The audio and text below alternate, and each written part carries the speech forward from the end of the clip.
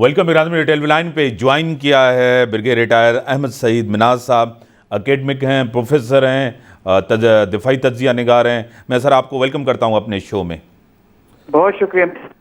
आज जिस तरह सर यौम तकरीम शुहदा पाकिस्तान मनाया गया है, ये एक पूरा पैगाम था उन लोगों के लिए जिन्होंने इस वतन के लिए कुर्बानी दी और उनकी शुहदा को, यादगार को जिस तरह बेहुरमती की गई है, क्या कहेंगे सर?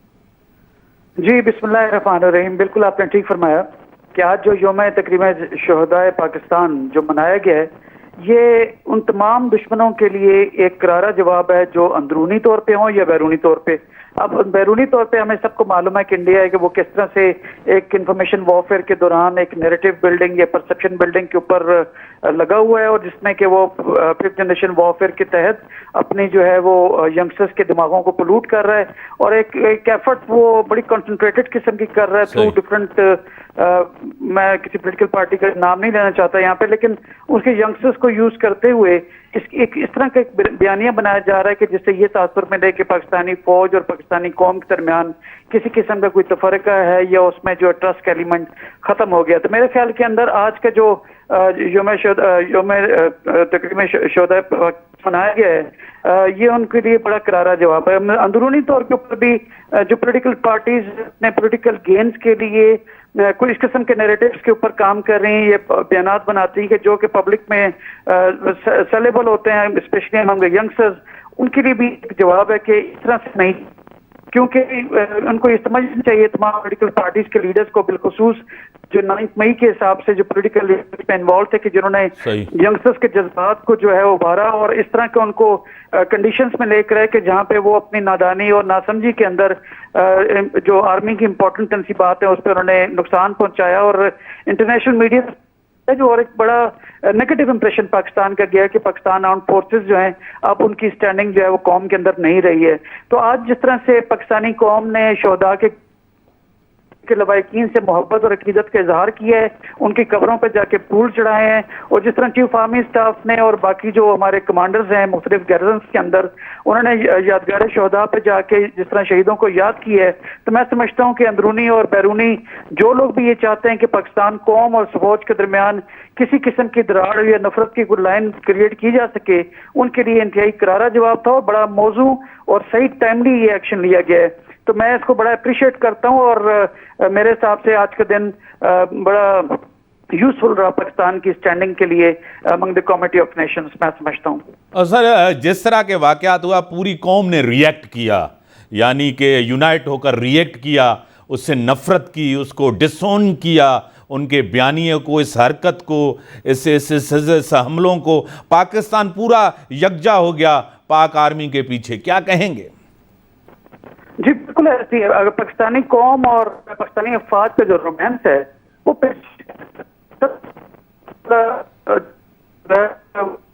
मौत की सूरत में उन्होंने शायद किया, तो उसके अगले दिन ही, मेरे ख्याल में अगले लम्हे से, ये 2-3 घंटे के बाद से ही उन्हें अपनी गलती का शदीद तौर पे एहसास किया, और बजा तौर पर स्टेट ने इसके ऊपर बड़ा स्ट्रांगली जो है वो इसको कंडेम किया और इसके खिलाफ सख्त एक्शन लिखने का फैसला भी लिया है।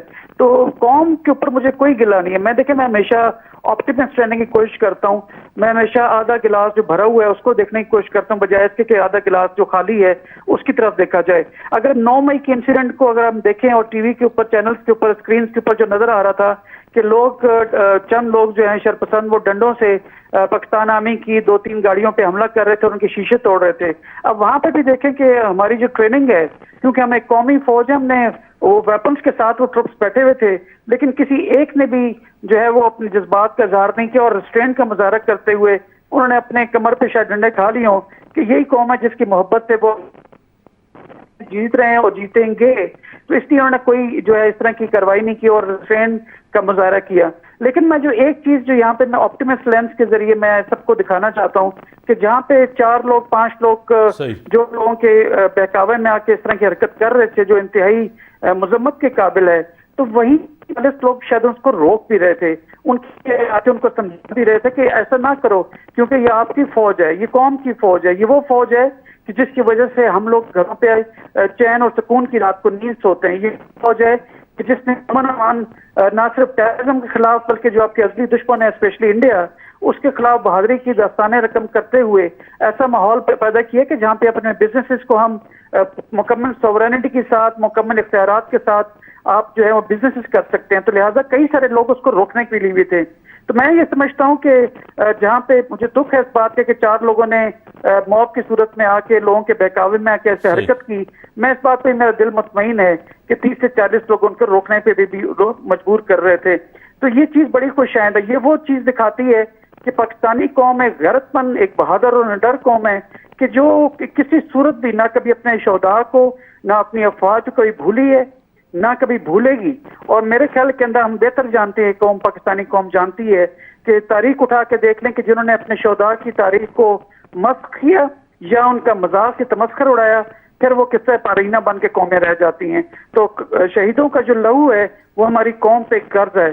तो मैं समझता हूँ कि हम सबको चाहिए कि नफरतों की दीवारों को आके मिल के गिराएं ताकि हम पाकिस्तान की तरक्की जो है उसको पायदार बनाएं और जो अमन है उसको भी पायदार बनाएं।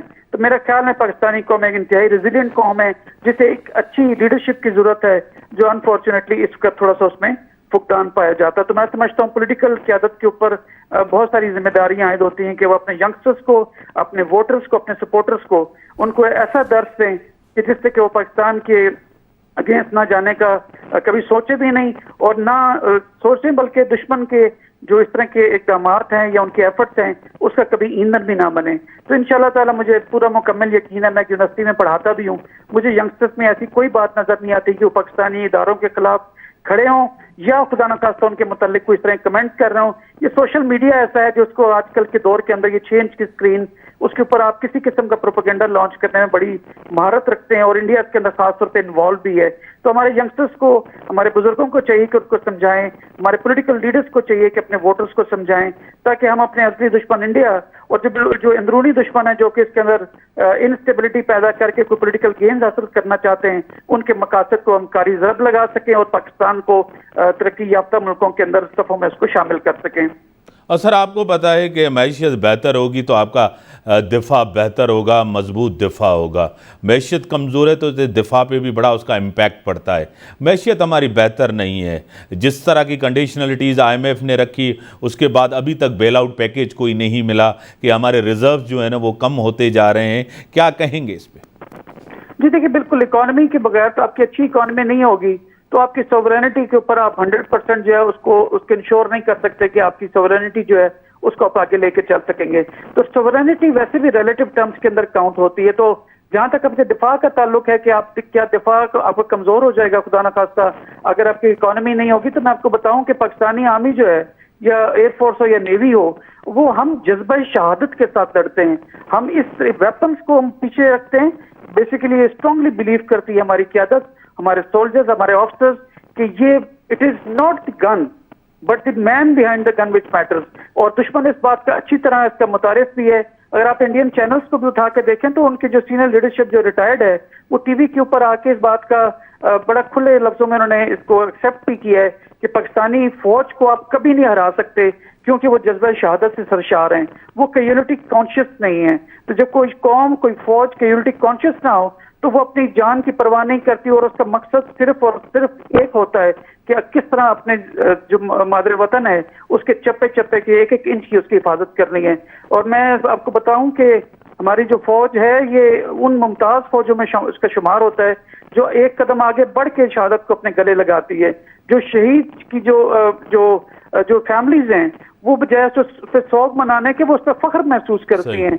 वो अपने बच्चों की शहादतों को, कुर्बानियों को अपने मोहल्ले के अंदर, अपने घरों में, अपने कुंबे के अंदर उसको एक अच्छे लफ्जों में याद करती हैं। तो पाकिस्तानी कौम तो बिल्कुल एक पंजाबी में कहते हैं वक्री कौम है। यही वजह है कि आज कोई भी दुश्मन पाकिस्तान की तरफ मैली आंख से देख नहीं सकता क्योंकि पाकिस्तानी कौम और अफवाज एक ही सफ़े के एक ही रुख के ऊपर हैं, एक ही सिक्के के 2 रुख हैं। अल्हम्दुलिल्लाह। सर वक्त आ गया है, 75 सालों में हमारे फैसले आपके सामने हैं। अब पार्टियां हो, मैं अभी किसी का नाम नहीं लेता, और ज़ाती मफादात, मुल्की मफादात को, चाहे आप चाइना के साथ जाना चाहते हैं भी मुल्की मफादात हो, आप देखें रशिया के साथ जाएं भी आप मुल्की मफाद हो, अमेरिका के साथ जाएं भी इस कौम के मुल्की मफादात हो, रियासत के मफादात हो, ईरान के साथ हर चीज़ की जितना भी कारोबार है इंडियन कर रहे हैं, सब कर रहे हैं, लेकिन हमें इजाज़त नहीं है, अमेरिकन प्रेशर है। इस प्रेशर से हमें निकलना पड़ेगा, अपने मुल्क को देखना होगा, अपनी आवाम को, मुफाद को देखना होगा। जी बिल्कुल ऐसे ही है। आप देखें अब इंडिया की क्यों स्टैंडिंग साउथ एशिया के अंदर या अमंग कमिटी ऑफ नेशंस के अंदर उसकी स्टैंडिंग है। 4-5 वजह मोटी मोटी मैं आपको बता देता हूँ, और रिलेटिव टर्म्स में आप पाकिस्तान को उसके साथ तकाबली जायजा ले लें उसका। नंबर 1, स्ट्रॉन्ग डेमोक्रेसी है, इसमें कोई शक नहीं है, मैं उसकी तारीफ करता हूँ, क्या हमारे पास है।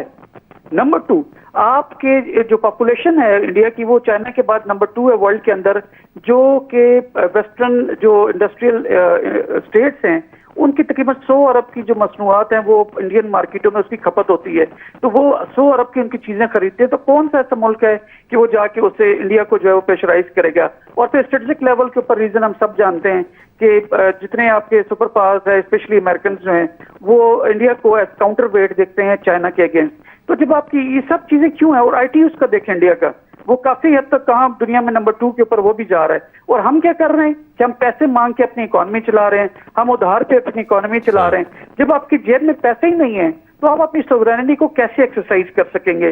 तो ऑल द मोर रीजन कि आप इंटरनल स्टेबिलिटी लेकर आए। इंटरनल स्टेबिलिटी से आपकी इकोनॉमी बेहतर होगी, आपकी जेब में पैसे होंगे, और जब पैसे आपकी जेब में होंगे तो ये तो आपके घर के अंदर भी है कि जिस भाई के पास ज्यादा पैसे होते हैं उसकी ज्यादा इज्जत होती है आजकल के रियलिस्ट पैराडाइम के अंदर। इसी रियलिस्ट पैराडाइम को इंटरनेशनल रिलेशंस में अगर आप देखें तो जो आपके एडवांस कंट्रीज हैं, जिनके पास पैसे हैं, जिनकी मईशत स्ट्रॉन्ग है, उनकी कमिटी ऑफ नेशंस के अंदर उनके आर्गूमेंट्स की जो है बड़ी वेटेज होती है। जब पाकिस्तान IMF की तरफ देख रहा है और बेल आउट पैकेज का मुंतजिर है एक अच्छा बजट देने के लिए, तो फिर आपके जो आर्गूमेंट्स हैं इंटरनेशनल या मल्टीलैटरल के ऊपर उसमें वजन भी खत्म हो जाता है। तो मेरा ख्याल है तमाम चीजें जो मैवर कर रही हैं वो आपकी पॉलिटिकल इनस्टेबिलिटी अगर आप स्टेबिलिटी में कन्वर्ट कर लें, ऑटोमेटिकली आपकी इकोनॉमी बेहतर हो जाएगी, ऑटोमेटिकली आपके पाकिस्तान का जो इंप्रेशन है पॉलिटिकल लेवल या डिप्लोमेटिक लेवल के ऊपर दुनिया के सफ़ों के ऊपर वो बेहतर हो जाएगा। तो पाकिस्तान की सोवरेनिटी भी उसी तरह से होगी। तो लिहाजा तब आप कह सकते हैं कि हमने चाइना के साथ, रशिया के साथ, अमेरिकन के साथ, ईरान के साथ, इंडिया के साथ अपने मफादात के हिसाब से काम करना है। लेकिन मफादात की जब आप बात करते हैं सर, आपके जेब में पैसे होने चाहिए। बड़ी मेहरबानी। कहते हैं कि आपके पास चॉइस नहीं है। बड़ी मेहरबानी सर, आपने टाइम दिया। इजाज़त, अल्लाह हाफिज़।